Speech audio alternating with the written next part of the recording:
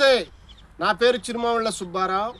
మాది కారంపూడి మండలం ఒప్పిచెల్ల గ్రామం అండి. ఈరోజు నేను బెంగళూరు వచ్చానండి. బిబో సీడ్ కంపెనీ వారి R&D చూడటానికి ప్రజెంట్ ఇక్కడ ఉన్నానండి. ఇక్కడ వీళ్ళు దాదాపు 15 నుంచి 20 రకాల కొత్త రకాల సీడు దీంట్లో నాటి ఇప్పుడు ఆల్రెడీ ఒక 3 months అవుతుంది. కాయలు కాసాయండి. ఆ కాయల్లో ఏమేమి రకాలు ఉన్నాయి, అవి ఏ సైజు ఉన్నాయి, ఏ కలర్ ఉన్నాయి, ఆ కాయల్లో ఎన్ని రకాల విత్తనాలు ఉన్నాయి ప్రజెంట్ చూడటానికి వచ్చాను. ప్రజెంట్ చూశాను. వాటిల్లో ఫస్ట్ 355 సిగ్మెంట్ చూశానండి. ఆ 355 అనేది మన ఏరియాలో కల్లాస్ 355 ఎట్లా ఉందో అట్లే దాంట్లో కొంచెం ఇంప్రూవ్డ్, అంటే కొంచెం సైజ్ పెంచు రావడానికి అవకాశం ఉంటుంది. ఇదండి దాంట్లో ఉన్న విత్తనం. తర్వాత పచ్చికాయ రకం విత్తనం అండి. మనం ఏం వేస్తామంటే మన ఏరియాలో 341 కంటే కొంచెం సైజు ఎక్కువ ఉన్నాయి. ప్రజెంట్ మా ఏరియాలో పల్నాడు ఏరియాలో సంఘం అట్లా వేస్తున్నారండి. వాటిలో దానికంటే ఇంప్రూవ్డ్ వెరైటీ. ఇప్పుడు ఈ పచ్చికాయ విత్తనంలో ఇది ద బెస్ట్ 341 కింద లెక్కేసుకోండి. కాయ మంచి సైజు ఉంది, మంచి క్వాలిటీ ఉంది. ఖచ్చితంగా ప్రతి ఒక్క రైతు ఈ సిగ్మెంట్ వేసుకోవటానికి పచ్చికాయకి బాగా ఉపయోగపడుద్ది. కూలి ఖర్చు కూడా చాలా తక్కువగా కావటానికి అవకాశం ఉంటుందండి. ఇది తేజ వెరైటీ అండి. కాయ మంచి నలుపు ఉందండి, సైజు ఉంది కాబట్టి ఇది మంచి కలర్ ఉండటానికి అవకాశం ఉంటుందండి. ఒకసారి దీని కలర్ చూడండి. దీని కలర్కి సంబంధించిన కాయలు, అంటే ఇవి కాయలు ఏంది ఇంత చిన్నగా ఉన్నాయి అనుకోవద్దండి.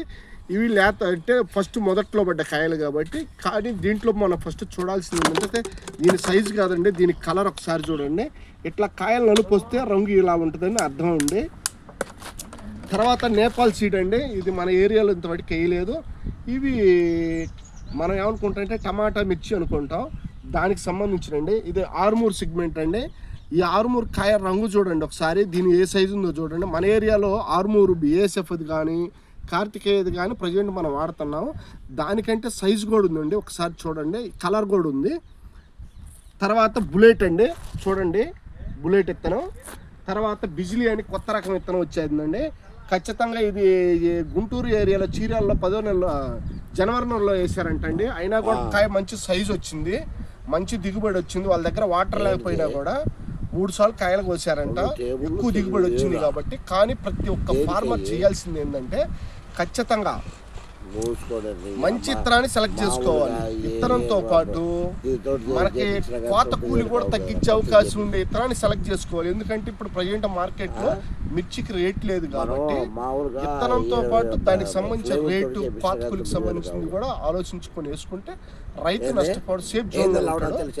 తర్వాత ఆర్మూర్ ఒకసారి చూడండి, ఆర్మూర్ చూడండి ఎంత సైజు ఉందో. తర్వాత ఇది కొత్త రకం విత్తనం అండి, నాటుకాయ రకం. చూడండి ఎంత సైజు ఉందో. దాంట్లో ఇవన్నీ ఈ నాటుకాయ రకం సంబంధించిన విత్తనాలు మొత్తం, ఆర్మూర్కి సంబంధించిన రకాలు మొత్తం, ఈ బిజిలీకి సంబంధించిన విత్తనాలు మొత్తం. ఈ కాయలు ఇంత లావుగా బోలుగా ఉంటే తక్కువ సీడ్ ఉంటుందని ఒక అభిప్రాయం. కానీ మేము దాంట్లో కాయలు విత్తనాలు లెక్కేసామండి. బిజిలీ అనే విత్తనంలో ఎందుకు 140 విత్తనాలు దాకా ఉన్నాయండి. తర్వాత నేను నాటుకాయ రకం అని ఇంకో రకం చెప్పాను, దాంట్లో ఉన్న విత్తనాలు ఇవ్వండి. అది ఆరుమూరుకు సంబంధించిన విత్తనాలండి. కానీ ప్రతి దాంట్లో విత్తనం ఎక్కువగా ఉంది కాబట్టి కాయకి ఎక్కువ దిగుబడి వస్తుంది కాబట్టి నష్టపోయే పని ఉండదు. కాబట్టి ప్రతి ఒక్క ఫార్మరు ఖచ్చితంగా ఇట్లాంటి సీడ్ని సెలెక్ట్ చేసుకోండి. బిబో సీడ్ కంపెనీ వారిది చిక్బల్లాపూర్లో ఉన్న R&Dని చూశాను కాబట్టి ప్రాక్టికల్గా రియల్గా చెప్తున్నా. ప్రతి ఒక్క రైతు బిబో సీడ్ విత్తనాలు వాడండి, ఎక్కువ దిగుబడి పొందండి.